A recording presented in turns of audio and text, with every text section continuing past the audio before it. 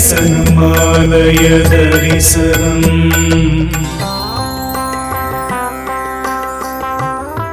ஆலய தரிசனம். அருள்மிகு சிவகாமி சமேத நடராஜர் ஆலயம், காஞ்சிபுரம்.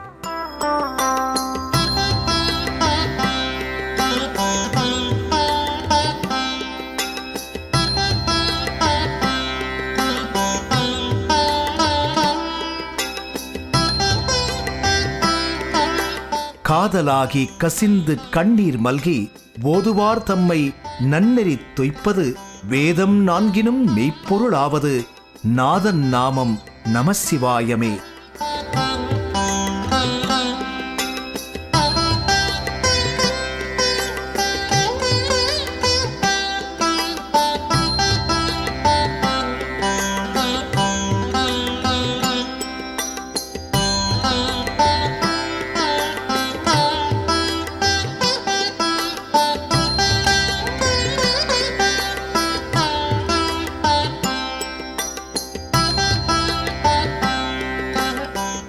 நமசிவாய என்ற ஐந்தெழுத்து மந்திரத்திற்கு உரியவர் தென்னாடுடைய ஈசன்.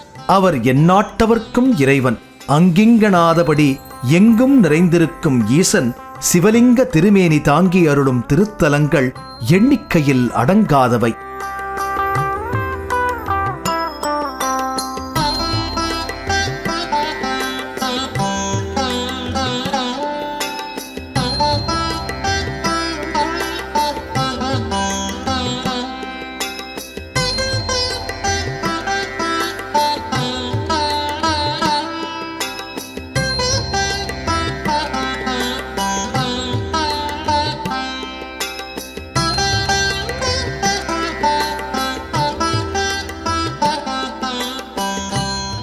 தமிழகம், தென்னிந்தியா மட்டுமல்லாமல் உலகெங்கும் அவர் கோவில் கொண்டு எழுந்தருளி அனைவருக்கும் அருள் பாலிக்கிறார்.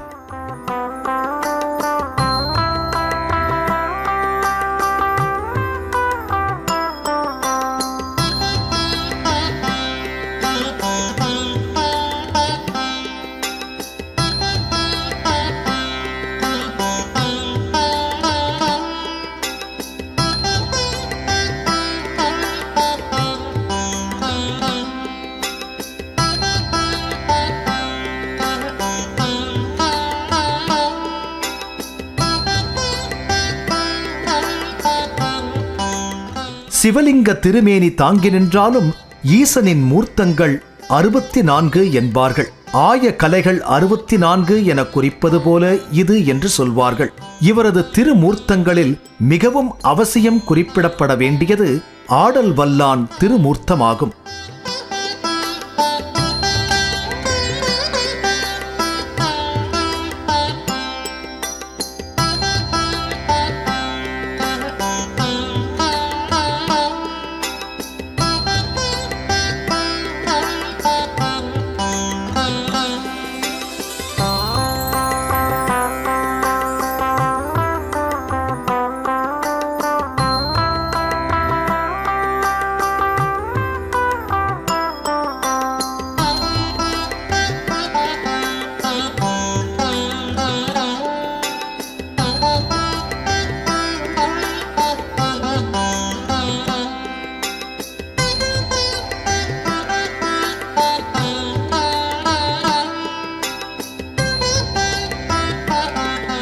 சீரும் சிறப்புமாக விளங்கும் தொண்டையம்பதி காஞ்சியில் விளங்கும் பல சிவாலயங்கள் பாடல் பெற்று விளங்குகின்றன.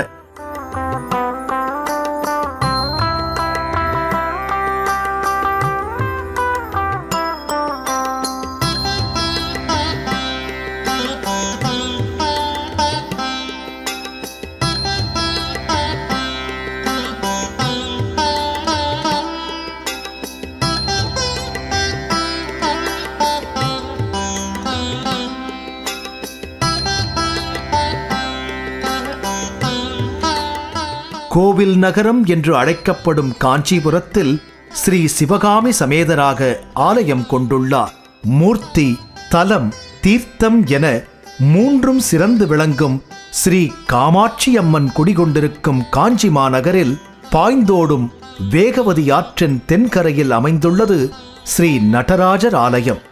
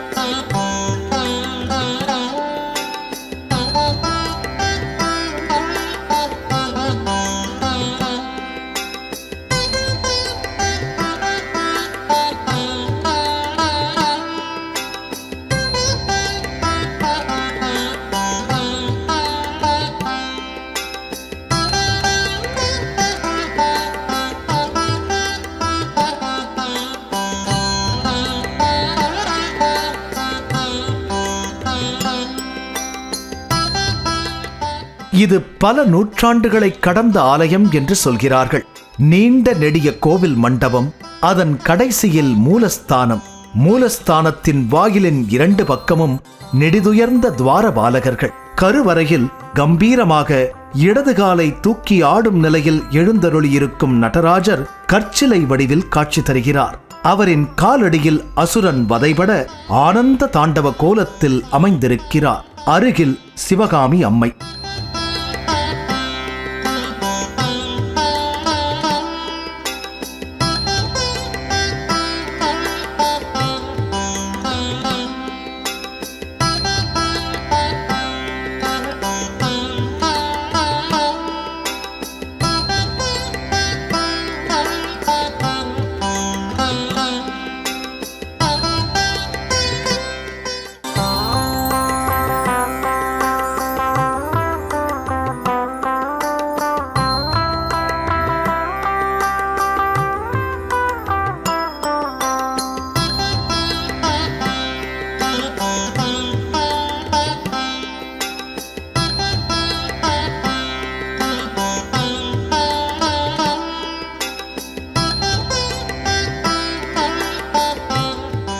நடராஜ பெருமானின் பீடத்தின் கீழ் லிங்க திருமேனி. கருவறையின் வாயிலில் பலிபீடம். பலிபீடத்திற்கு முன்னால் இறைவனை நோக்கிய நிலையில் மிகப்பெரிய நந்தி பகவான்.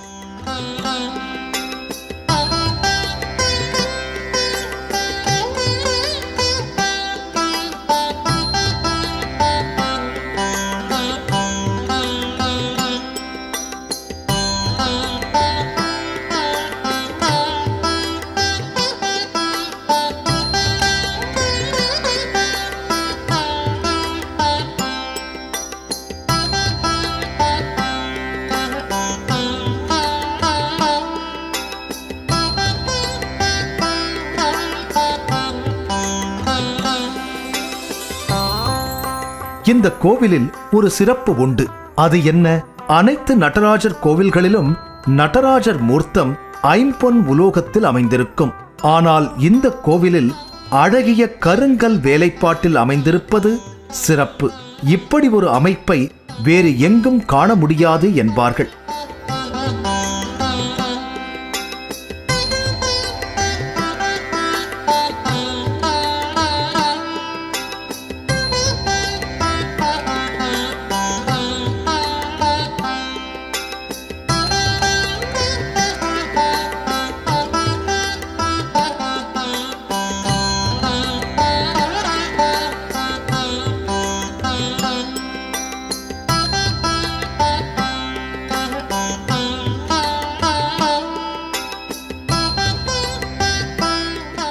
உற்சவ மூர்த்தியாக ஸ்ரீ மீனாட்சி திருக்கல்யாண சுந்தரேஸ்வர பெருமான் அருட்காட்சி தருகின்றார்.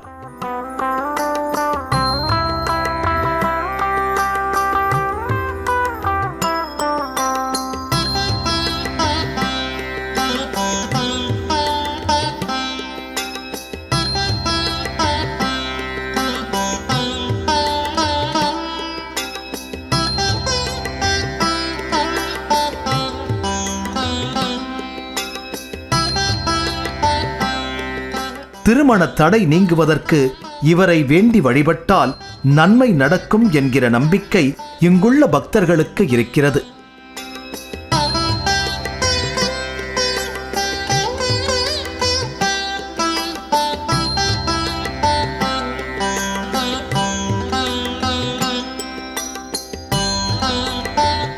மஞ்சள் கிழங்கு கட்டிய தாலியை சுவாமியின் திருப்பாதங்களில் வைத்து வேண்டிக் கொண்டு எடுத்துச் செல்கின்றனர்.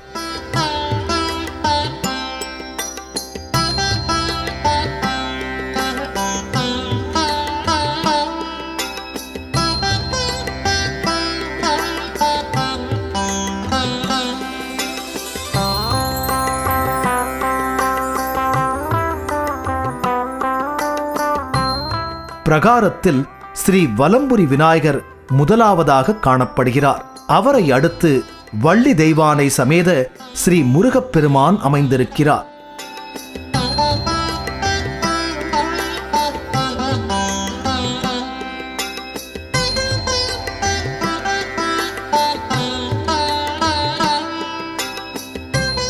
கற்சிலை வடிவத்தில் அமைந்திருக்கும் இந்த தல நடராஜருக்கு பால் அபிஷேகம் செய்வதாக வேண்டிக் கொண்டால் வேண்டுதல்கள் அனைத்தும் நிறைவேறும் என்கிறார்கள்.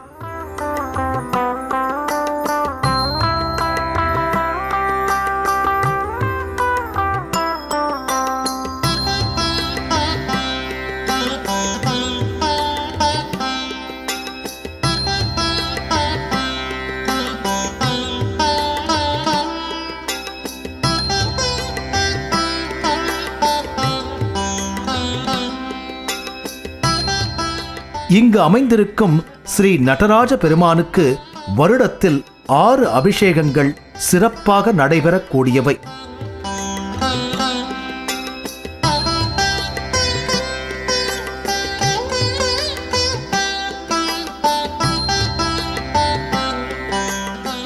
சித்திரை மாதத்தில் திருவோண நட்சத்திரத்தில் ஒன்றும், ஆனி மாதத்தில் உத்திர நட்சத்திரத்தில் ஒன்றும், ஆவணி மாதத்தில் வளர்பிறை சதுர்தசி திதி ஒன்றும், புரட்டாசி மாதத்தில் வளர்பிறை சதுர்தசி திதி ஒன்றும், சிவபெருமானுக்கே உரிய மார்கழி மாதத்தில் திருவாதிரை நட்சத்திரத்தில் ஆருத்ரா தரிசன நாளில் ஒன்றும், மாசி மாதம் வளர்பிறை சதுர்தசி திதி நாளில் ஒன்றும் ஆக 6 விசேஷ அபிஷேகங்கள் செய்யப்படுவது மரபு.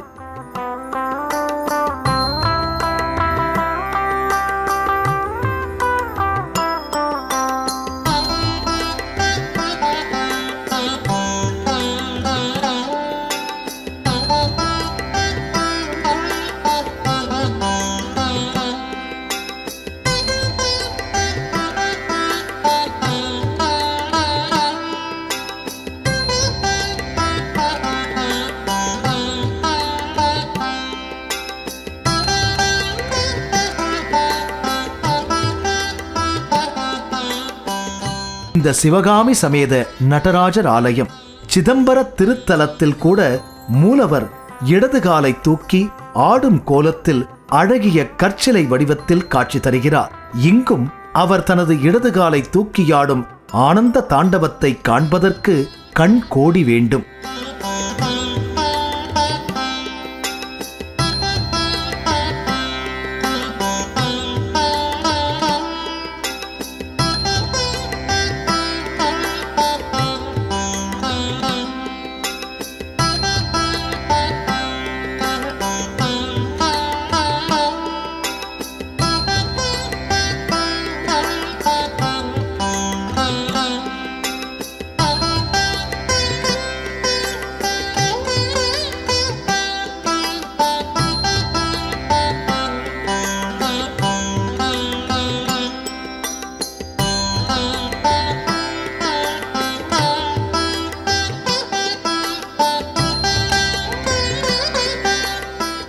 ஆறு அபிஷேக நாட்களிலும் வேத விற்பன்னர்கள் வேதம் ஓத ஹோமம் வளர்க்கப்பட்டு அபிஷேகம் நடைபெறுவது மிகவும் சிறப்பு.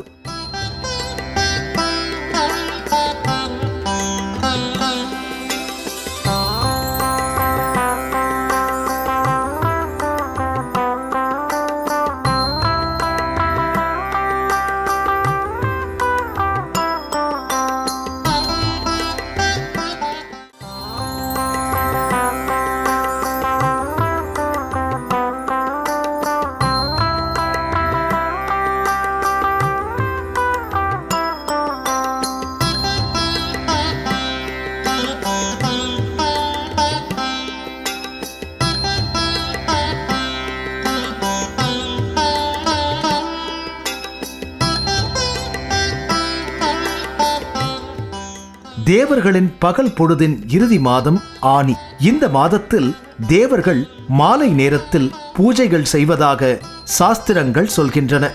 இதுவே ஆனி திருமஞ்சனம் ஆகும்.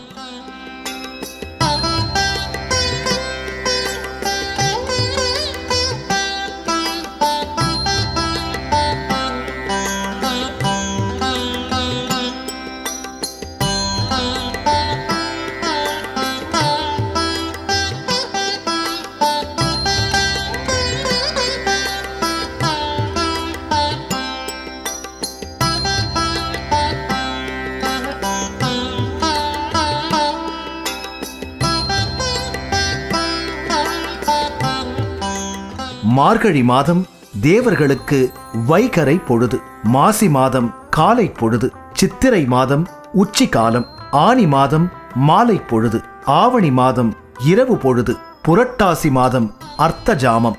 அதற்கேற்பவே வைகரை பூஜை, மார்கழி பூஜை காலை சந்தி, மாசி மாத வளர்பிறை சதுர்தசியிலும், உச்சிகாலம் திருவோண நட்சத்திர நாளிலும், மாலை பூஜை ஆனி திருநாளிலும், இரவு பூஜை ஆவணி சதுர்தசியிலும் நடைபெறுகின்றன.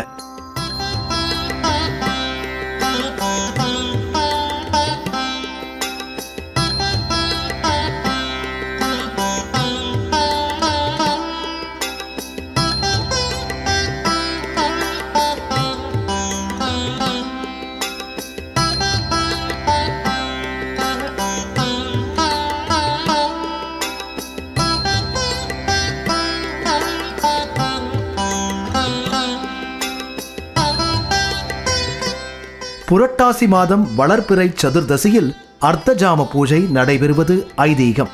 இந்த 6 கால பூஜைகளிலும் பங்கு பெறுவது அல்லது காண்பது மிக பெரும் பலனை தரும் என்பார்கள்.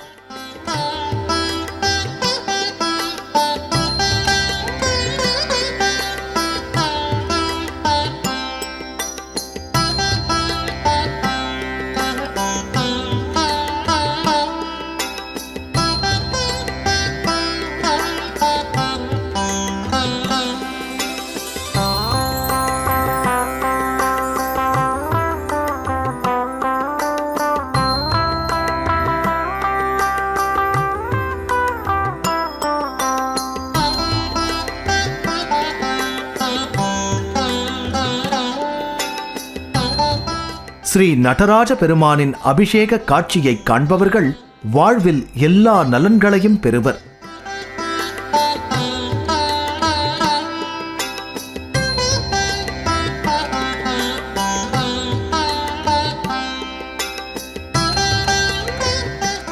இந்த திருத்தலத்தில் சித்திரை மாதம் ஸ்ரீ கங்காதேவி உற்சவமும், ஆடி மாதத்தில் ரேணுகா பரமேஸ்வரி உற்சவமும் நடைபெறுவது வழக்கம்.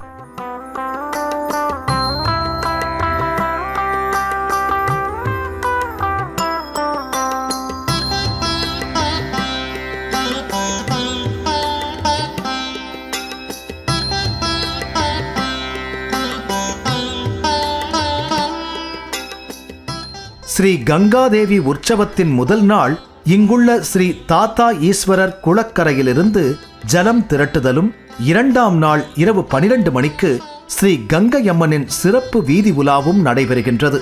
மறுநாள் வண்ண மலர் அலங்காரத்தில் அம்மனுக்கு கூழ் வார்த்து இரவு கும்பம் படையல் நடைபெறுகிறது.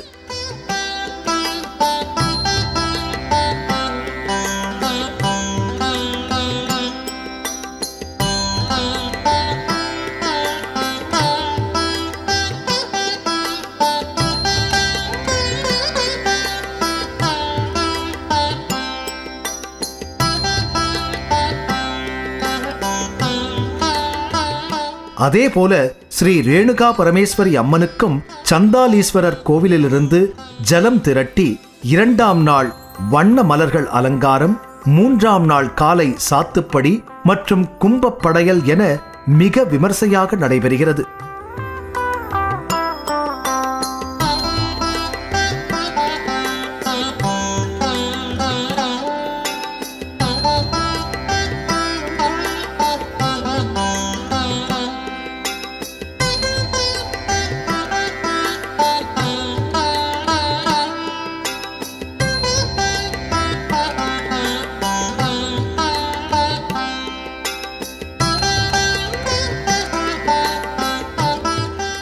இந்த திருக்கோவில் காஞ்சிபுரத்திலிருந்து செங்கல்பட்டு செல்லும் பாதையில் 3 கிலோமீட்டர் தூரத்தில் அமைந்திருக்கிறது.